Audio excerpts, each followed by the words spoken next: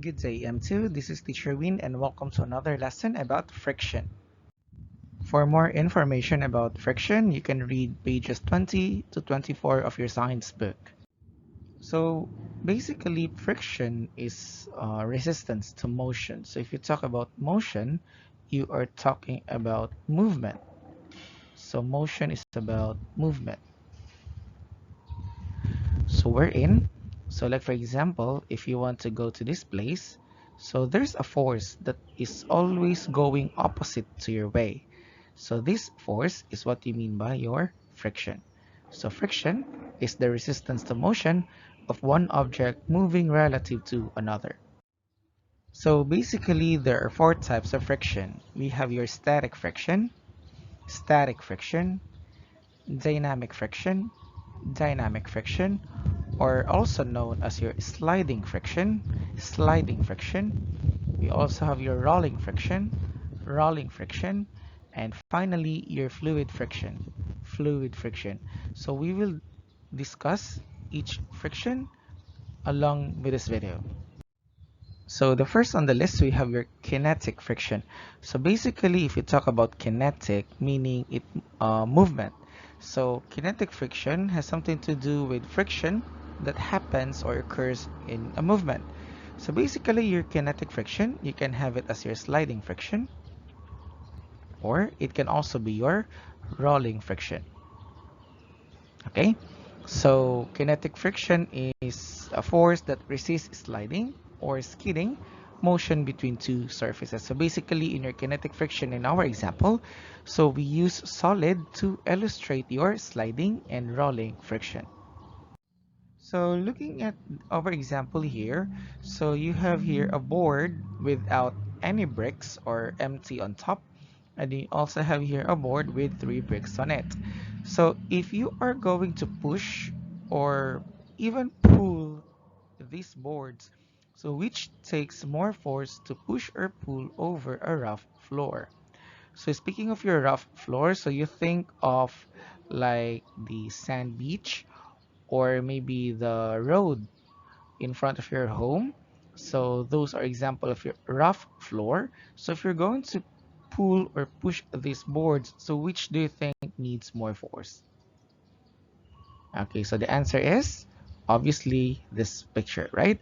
Because you have weights on top of your board. So you have at least 3 bricks on top of your board. So meaning this one is a bit heavier to push or pull. Plus your friction, so you need more force to move this board with 3 bricks. I have here a video that will show the different surface types to study friction. So these surface types, these are like the floors wherein you can use friction. This experiment tries to investigate the effect of surface, the type of surface on friction. So we are going to test on a few material.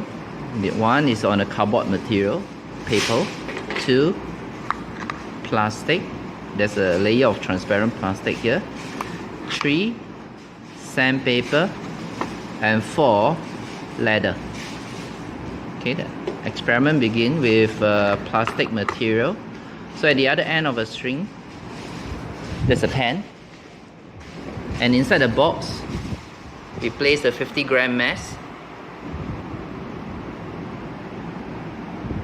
Okay. Let's begin with adding 1 washer. Take note that a hand should be supported below the pen so that there's no impact on the pen to make it move. 2, 3, move. Okay. Normally we'll do this type of experiment 2 times so that we can have a more certain answer. 1, 2, and 3. Okay, move. Now we change the surface to sandpaper. The weight 50 gram remains the same. Let the weighing begin. 1, 2, 3, 4, 5, 6, 7, 8, 9, 10. Okay, it has already moved, so the number is 10. The third material is the original material, the cardboard, which is this one. Let the weighing begin. 1, 2, 3, 4. The last material is leather. Again, we have a 50-gram mass inside, and this is the leather. Measure 1, 2, 3, 4, 5, 6, 7, 8, 9.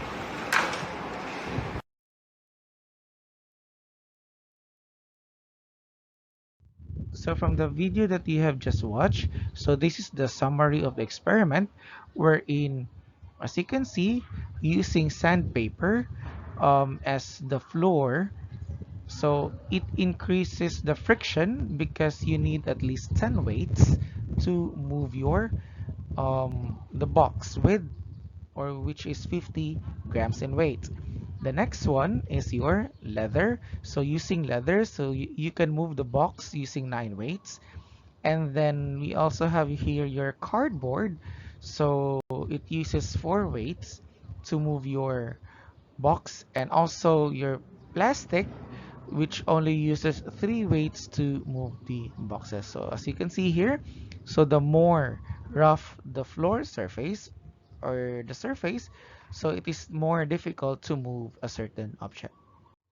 Next is we have your static friction. So in your static friction, which is also known as your gripping friction or holding friction, so in your static friction, it prevents an object from moving.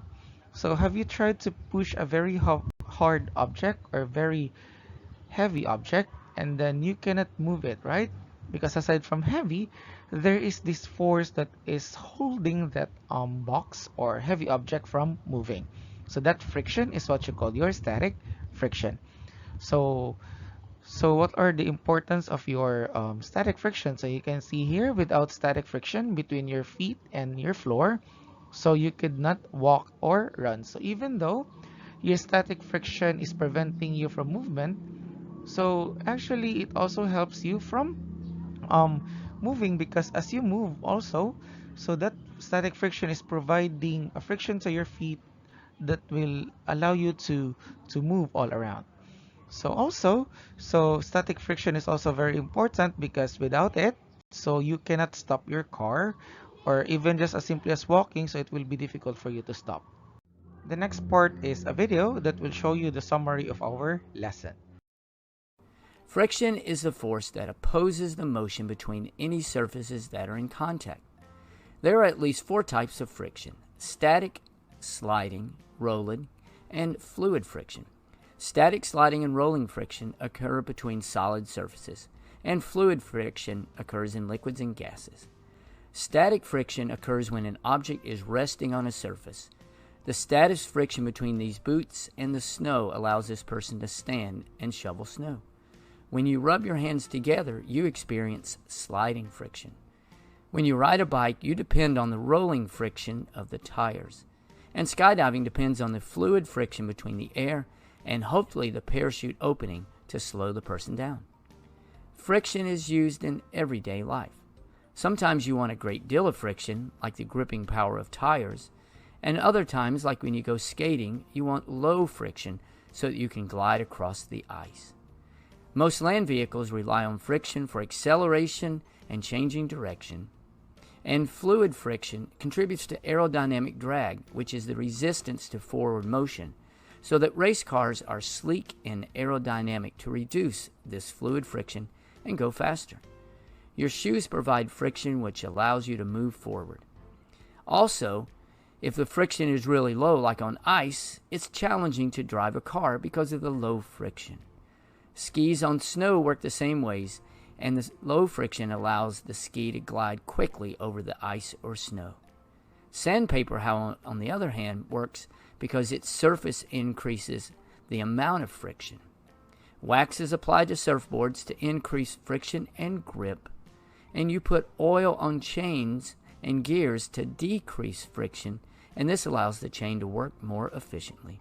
And finally, the wheels on this skateboard create a great deal of friction and allows these people to go up and down skateboard ramps.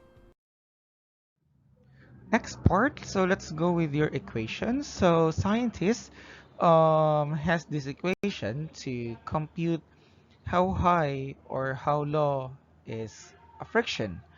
So you have here the word coefficient. So your coefficient is like a numerical data that will show you the relationship which is displayed in numbers. So basically, so we have rules that if a higher is the coefficient of that friction, so that means the object will be moved harder, and compared to your lower friction or lower coefficient of friction, so basically it's easy to move an object. So you have here the equation, so we will use some of these equations to solve a word problem. So this is the coefficient of friction that I am talking about. So you can pause this video to look at the numbers. So you have here the kinetic friction and also with your static friction. So if you observe closely, so if the friction is higher, so it appears to be it's more difficult to move, so it appears to be like sticky. However, if your friction is a bit lower, then it will be slippery and easy to move. So if you look at it here, so try to compare rubber on the dry surface versus the rubber on the wet surface, right? So it's easy for you to move a rubber on wet surface, right? Rather than on the dry surface. What else? So you can also hear like skiing, right? And using rubber on ice. So it's easy for you to move if you are going to ski on snow compared than using rubber on ice. So these numbers will tell you the coefficient value of each friction. So the higher the coefficient, it appears to be sticky, and the lower the coefficient, it appears to be slippery. So let's try to solve this word problem. So let me just read. So imagine that you have a 2 Newton stationary object, so meaning this object is not moving. So what's drag? So meaning it is pulled along a flat horizontal surface. So again, so it looks like this. So you have here a 2 Newton stationary object which was drag, so meaning it is being pulled to this part in a flat horizontal surface. So if the coefficient of kinetic friction was 10, so what was the magnitude? Meaning, is it high or low? So is it how strong is the friction? So between the object and the surface. So you have here 3 formulas of kinetic friction, static friction, and also have here your rolling friction. So which formula are we going to use? So if you look at it here, we have your coefficient of kinetic friction, right? So from the word kinetic friction, so we can use this formula to solve the equation. So let's have first the each value. So this F here, so this is the force of friction.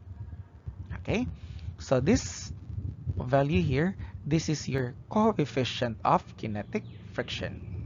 And then this Fn here, this is your normal force.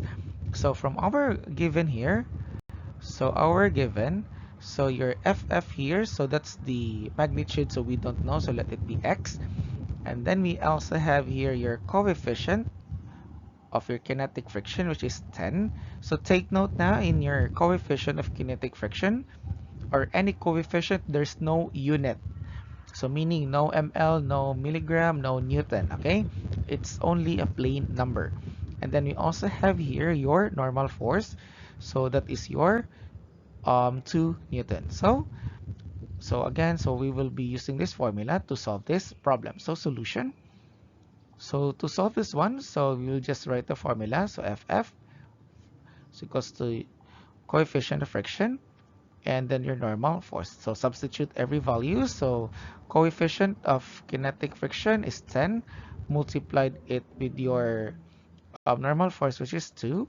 So you will get a value of 20. Okay?